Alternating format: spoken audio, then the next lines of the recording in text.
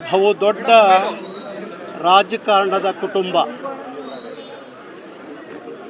ಸಣ್ಣ ಹಳ್ಳಿಯಿಂದ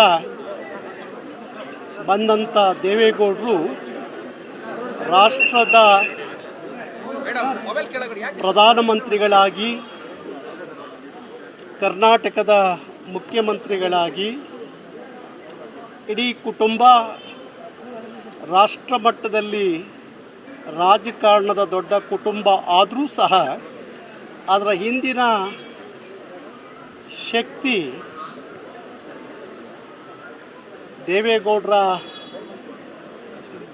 ಶ್ರೀಮತಿ ಅವರ ಶಕ್ತಿಯೇ ಹೊರತು ಮತ್ತೇನಲ್ಲ ಅಂತ ಹೇಳಿ ಎಲ್ಲರಿಗೂ ಗೊತ್ತಿರುವಂಥ ವಿಚಾರ.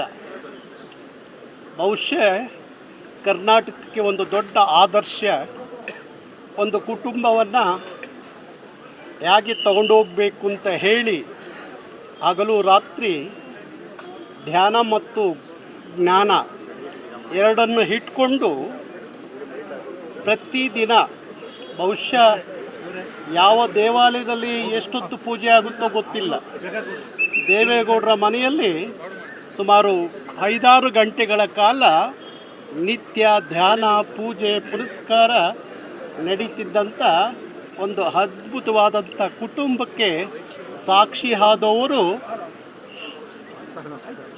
ಚೆನ್ನಮ್ಮನವರು.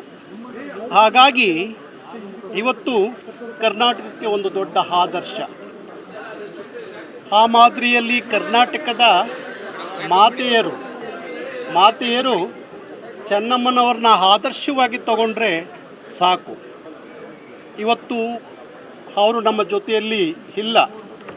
ಬಹುಶಃ ಬದುಕಿದ ಕ್ಷಣವೂ ಕರ್ನಾಟಕಕ್ಕೆ ಅವರು ಆದರ್ಶ.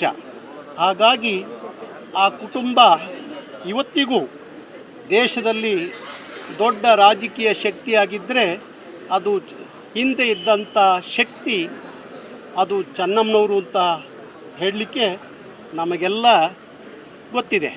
ಹಾಗಾಗಿ ಇವತ್ತು ಕರ್ನಾಟಕವನ್ನು ಬಿಟ್ಟು ಹೊರಟಿರುವಂಥ ಚೆನ್ನಮ್ಮನವರು ಕಾಲಭೈರವನಲ್ಲಿ ಐಕ್ಯ ಆಗಿದ್ದಾರೆ ಅಂತ ಹೇಳಿ ನಾನು ಭಾವಿಸ್ತೀನಿ. ಅವರ ಪೂಜೆ ಪುರಸ್ಕಾರ ಆ ಮನೆಯಲ್ಲಿ ನಿರಂತರವಾಗಿ ನಡೀಲಿ ಅಂತ ಹೇಳಿ ಭಗವಂತನಲ್ಲಿ ಪ್ರಾರ್ಥನೆ ಮಾಡ್ತೀನಿ.